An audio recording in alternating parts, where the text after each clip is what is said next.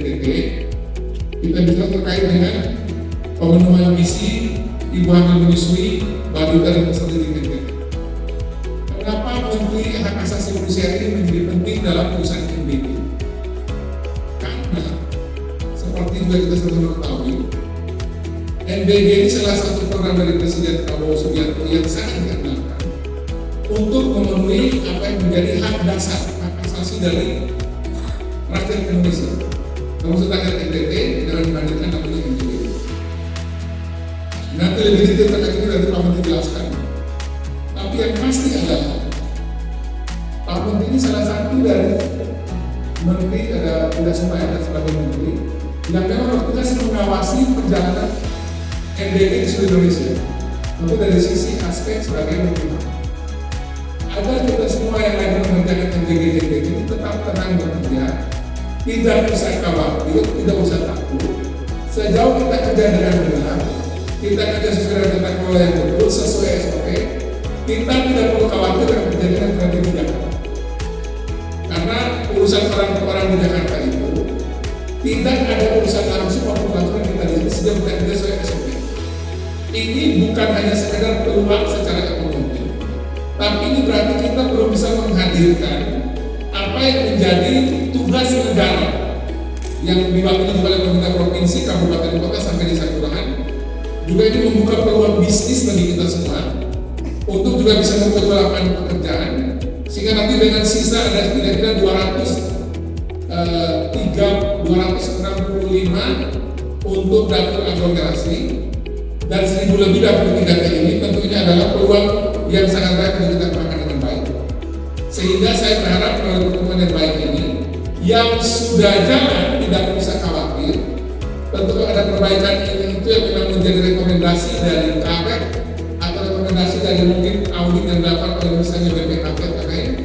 Saya berharap akan segera diperbaiki sesuai rekomendasi yang dilakukan oleh para pihak atau lembaga yang dalam proses audit di dapur kita masing-masing, dan segera akan kita ikuti saja apa yang rekomendasinya, entah itu terkait dengan tata kelola, keuangan, visi dan sebagainya. Dan pada saat yang sama juga, saya berharap ekosistem untuk NBG di NTT makin kuat dengan seluruh pihak terkait. Sejauh mana itu bahan-bahan mentahnya, bahan-bahan bakunya itu belum dihasilkan di NTT dan bisa ditafsirkan, segera para dinas ini berhasil dengan dinas di bawah, berhasil dengan para pengusaha yang bisa menggerakkan itu kita sama-sama bisa produksi di NTT. Dalam rangka itu, program makan bergizi gratis adalah program unggulan yang dicetuskan oleh Prabowo Subianto untuk mempersiapkan sumber daya manusia Indonesia unggul, di mana pemerintah menetapkan 2045 harus menjadi negara yang Indonesia Emas 2045. Menuju Indonesia Emas 2045 ada 4 langkah yang kami telah siapkan. Yang pertama adalah tahap 2024 sampai 2029, yaitu tahap di mana menyiapkan fondasi. Tahap menyiapkan fondasi itu menghadirkan program-program populis yang menyentuh kepada individu, menyentuh kepada rakyat. Karena kita mempersiapkan fondasi sumber daya manusia. Yang kedua, 2029 sampai 2034 adalah transformasi. Kita evaluasi yang kurang kita tingkatkan, yang bagus kita pertahankan.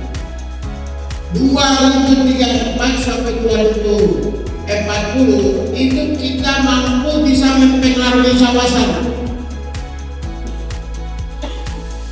Baru 2040 sampai 2045 kita leading pemimpin di tingkat dunia.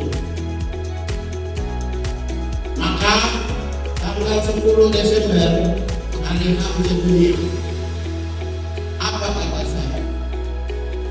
Tidak akan Jangan tunggu 2045. Besok saat rebut presiden Dewan Ham PBB. Dan sekarang kita sudah memimpin dunia. Kalau kita hari ini memimpin dunia sebagai orang nomor 2-nya Sekretaris Jenderal PBB, maka 2045 Indonesia harus jadi Sekjen PBB. Setuju nggak?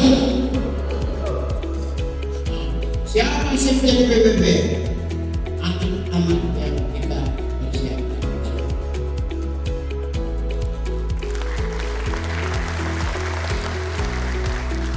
Anak atau generasi muda yang kita persiapkan. Oleh karena itu, siapapun yang melaksanakan program makan bergizi gratis adalah pahlawan bangsa Indonesia.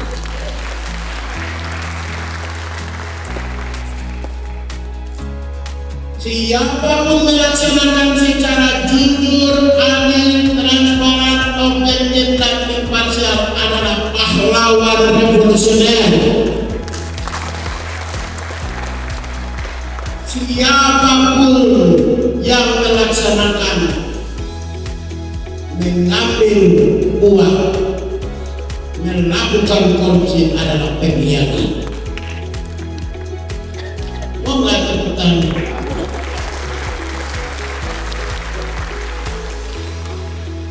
Jadi kalau korupsi pengkhianat, kalau kerja normal pahlawan, kalau kerja profesional maksimal excellence yang bisa adalah pahlawan revolusioner.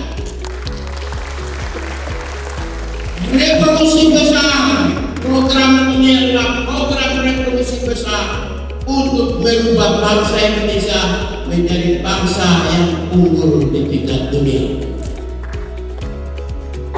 Oleh karena itulah, kalau korupsi pengkhianat, kalau kerja normal pahlawan juga. Tapi kalau kerja benar, pahlawan revolusioner, patriotik, nasionalis,